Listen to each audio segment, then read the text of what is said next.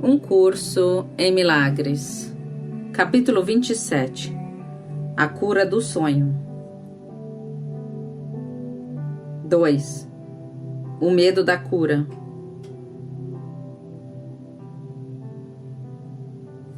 A cura é assustadora? Para muitos, sim. Pois a acusação é uma barreira ao amor, e os corpos feridos são acusadores. Eles bloqueiam firmemente o caminho da confiança e da paz, proclamando que os frágeis não podem ter confiança e que os feridos não têm bases para a paz. Quem pode ter sido machucado pelo próprio irmão e ainda assim amá-lo e confiar nele? Ele atacou e vai atacar outra vez. Não o protejas, porque o teu próprio corpo ferido mostra que tu tens que ser protegido contra o teu irmão. Perdoar pode ser um ato de caridade, mas que ele não merece.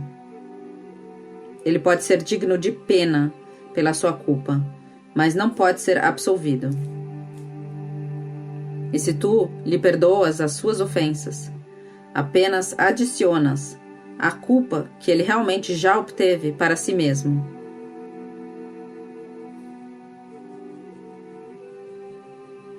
Os não curados não podem perdoar, pois são as testemunhas de que o perdão é injusto. Eles querem reter as consequências da culpa que não vem. Entretanto, ninguém é capaz de perdoar um pecado que acredita ser real. E o que tem consequências tem que ser real, pois o que ele fez está lá para ser visto. O perdão não é piedade, já que a piedade apenas busca perdoar aquilo que pensa ser a verdade. O bem não pode ser dado em troca do mal, pois o perdão não estabelece o pecado em primeiro lugar para depois perdoá-lo.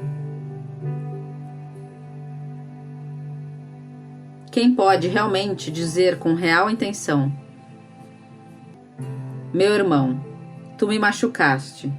No entanto, porque sou o melhor dentre nós dois, eu te perdoo pelo meu ferimento. O seu perdão e o teu ferimento não podem coexistir. Um nega o outro e não pode deixar de fazer com que o outro seja falso. Testemunhar o pecado e ao mesmo tempo perdoá-lo é um paradoxo que a razão não pode ver, pois ela afirma que o que foi feito a ti não merece perdão. E ao dares o perdão, concedes misericórdia ao teu irmão, mas retens a prova de que ele não é realmente inocente. Os doentes permanecem acusadores. Eles não são capazes de perdoar os seus irmãos e a si mesmos também. Pois ninguém em quem repousa o perdão verdadeiro pode sofrer. Ele não mantém a prova do pecado diante dos olhos do seu irmão. Deste modo, ele também não a viu e removeu-a dos seus próprios olhos. O perdão não pode existir para um e não para o outro. Quem perdoa está curado. E na sua cura está a prova de que ele verdadeiramente perdoou e não retém nenhum vestígio de condenação que ainda mantenha contra si mesmo ou qualquer coisa viva. O perdão não é real, a não ser que traga cura para ti e para teu irmão. Tens que atestar que os seus pecados não têm efeito sobre ti, para demonstrar que não são reais. De que outra maneira poderia ele estar isento de culpa? E como poderia a sua inocência ser justificada, a não ser que os seus pecados não tenham nenhum efeito que autorize a culpa? Pecados estão além do perdão simplesmente porque acarretariam efeitos que não podem ser desfeitos e ignorados inteiramente. Em seu desfazer está a prova de que são meros erros. Permite que tu sejas curado, para que possas perdoar, oferecendo a salvação ao teu irmão e a ti mesmo. Um corpo quebrado demonstra que a mente não foi curada. Um milagre de cura prova que a separação está sem efeito. O que queres provar a ele, tu acreditarás. O poder do testemunho vem da tua crença. E todas as coisas que dizes, fazes ou pensas apenas testemunham o que tu lhes ensina. O teu corpo pode ser um meio de ensinar que o corpo nunca sofreu dor alguma por sua causa. E na cura do corpo, podes oferecer um testemunho mudo da sua inocência. É esse testemunho que pode falar com poder maior do que 1000 línguas. Pois aqui ele tem a prova do próprio perdão a si mesmo.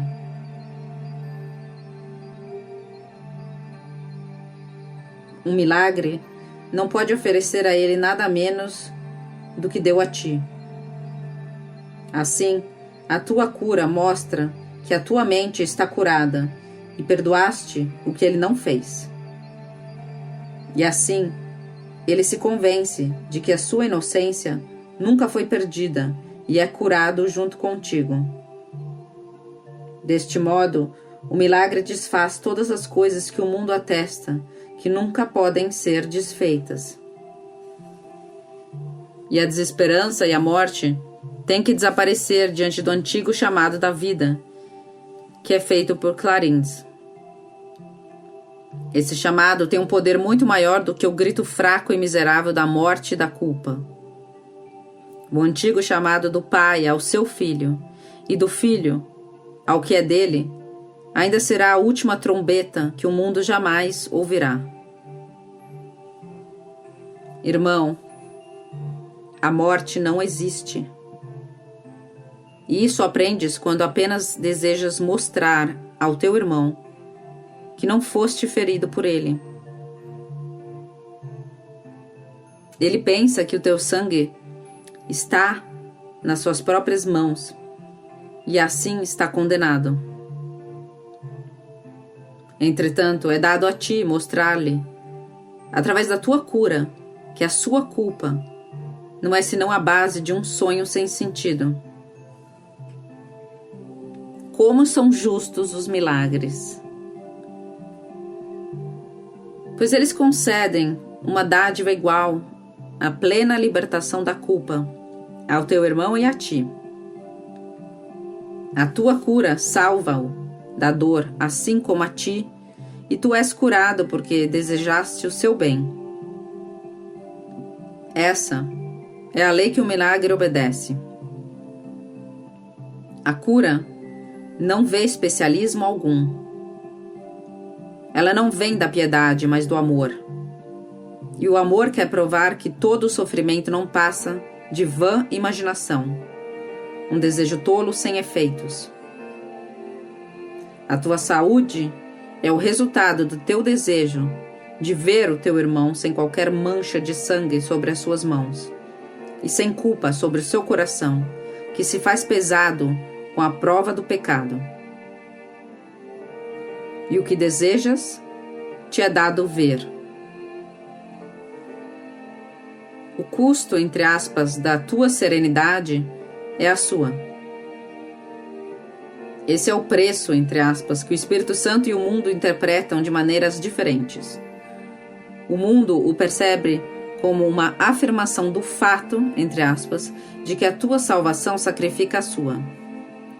O Espírito Santo sabe que a tua cura é o testemunho da sua, e não pode de forma alguma estar à parte da cura do teu irmão.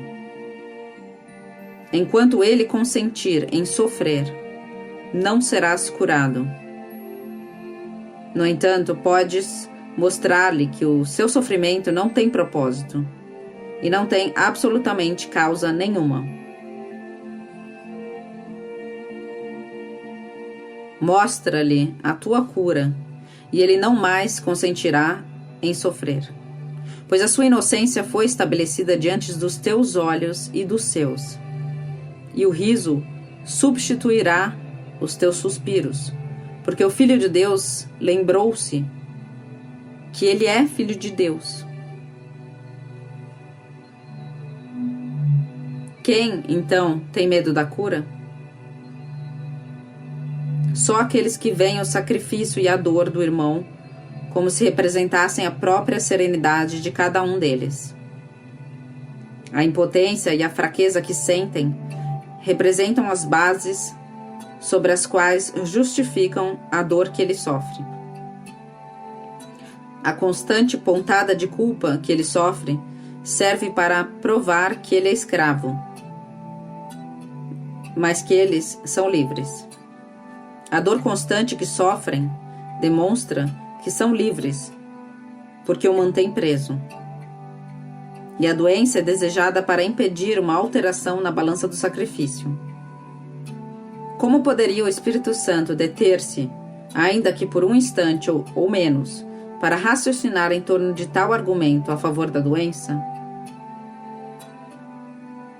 E é necessário que a tua cura seja adiada porque fizeste uma pausa para escutar a insanidade?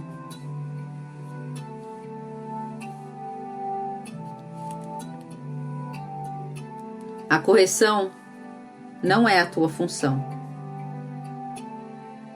Ela pertence àquele que conhece a justiça e não a culpa. Se tu assumes o papel de corrigir, perdes a função de perdoar. Ninguém pode perdoar até compreender que a correção consiste em apenas perdoar, nunca em acusar. Sozinho, não podes ver que são a mesma coisa, e portanto a correção não vem de ti. A identidade e a função são a mesma coisa, e através da tua função conheces a ti mesmo. E assim, se confundes a tua função com a função de um outro, não podes deixar de estar confuso com relação a ti mesmo e a tua identidade.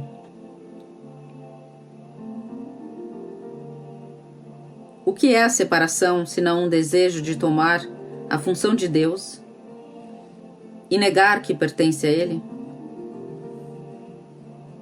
No entanto, se não é a sua, não é a tua, pois não podes deixar de perder o que toma de outros.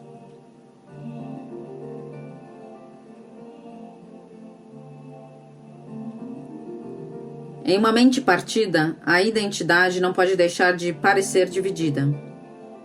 E ninguém pode perceber uma função unificada que tenha propósitos conflitantes e finalidades diferentes. Corrigir para uma mente tão partida tem que ser um meio de punir os pecados que pensas serem teus em uma outra pessoa. E assim, ele vem a ser a sua vítima, não teu irmão, diferente de ti por ser mais culpado, e assim necessitando que tu o corrijas por seres mais inocente do que ele. Isso separa a sua função da tua e dá a ambos um papel diferente, e assim não podem ser percebidos como um só, e com uma única função que significaria uma identidade compartilhada com apenas uma finalidade. A correção que tu farias não pode senão separar, porque essa é a função que lhe é dada por ti. Quando percebes que a correção é a mesma coisa que o perdão, então também saberás que a mente do Espírito Santo e a tua são uma só. E assim, a tua própria identidade é encontrada. Todavia, ele tem que trabalhar com o que lhe é dado, e tu lhe concedes apenas metade da tua mente. Assim sendo, ele representa a outra metade, e parece ter uma função diferente daquela que aprecias e pensas ser a tua. É assim que a tua função parece dividida, com uma metade em oposição à outra. E essas duas metades parecem representar um corte dentro de um ser que é percebido como se fossem dois. Reflete sobre o fato de que essa percepção do ser não pode deixar de estender-se, e não deixe de ver que todo o pensamento se estende, porque esse é o seu propósito, sendo o que ele realmente é. A partir de uma ideia do ser, como se fossem dois, necessariamente vem uma perspectiva de função dividida entre os dois. E o que tu queres corrigir é apenas metade do erro que imaginas ser o erro todo.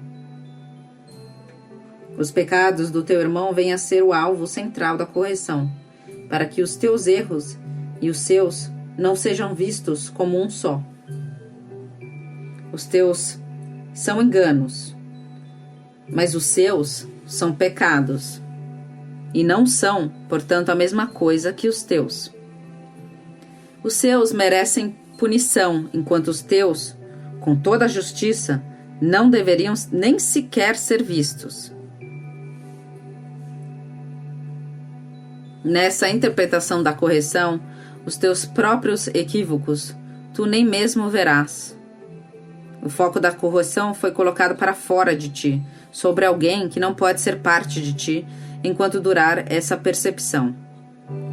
O que é condenado nunca pode retornar ao seu acusador, que o odiou e ainda o odeia como símbolo do seu medo. Isso é o teu irmão, o foco do teu ódio, indigno de ser parte de ti e, portanto, fora de ti, a outra metade que é negada. E todo o teu ser é percebido como se fosse só o que existe sem a sua presença. Para essa metade remanescente, o Espírito Santo tem que representar a outra metade, até que reconheças que ela é a outra metade. E isso ele faz dando a ti e a ele uma função que é una, não diferente. A correção é uma função dada a ambos, mas a nenhum dos dois sozinhos. E quando ela é desempenhada como uma função compartilhada, não pode deixar de corrigir equívocos em ti e também nele. Não pode deixar equívocos em um deles que fica sem ser curado e libertar o outro. Isso é um propósito dividido que não pode ser compartilhado. E, portanto, não pode ser a meta na qual o Espírito Santo vê a sua própria. E podes descansar na segurança de que ele não vai cumprir uma função que não vê e não reconhece como sua. Pois é só assim que ele pode preservar a tua intacta, apesar de tu e ele terem perspectivas diferentes a respeito de qual é a tua função.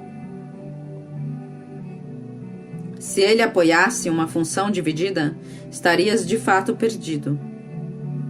A incapacidade do Espírito Santo de ver a sua meta dividida e distinta para ti e para ele, te preserva da conscientização de uma função que não é tua. E assim, a cura é dada a ti e a ele.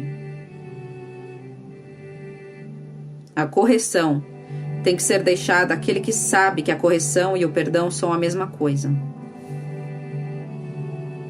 Com a metade de uma mente, isso não é compreensível. Deixe então a correção para a mente que está unida, funcionando como uma só, pois não está dividida quanto ao próprio propósito e concebe uma função única, como sendo a sua única função. Aqui, a função dada a ela é concebida como aquela que lhe pertence e não está à parte da função de que o seu doador ainda mantém precisamente, porque foi compartilhada. Na aceitação do Espírito Santo dessa função, está o meio através do qual a tua mente é unificada. O seu propósito único unifica as metades de ti mesmo, que percebes como separadas, e cada uma perdoa a outra, para que cada um possa aceitar sua outra metade como parte de si.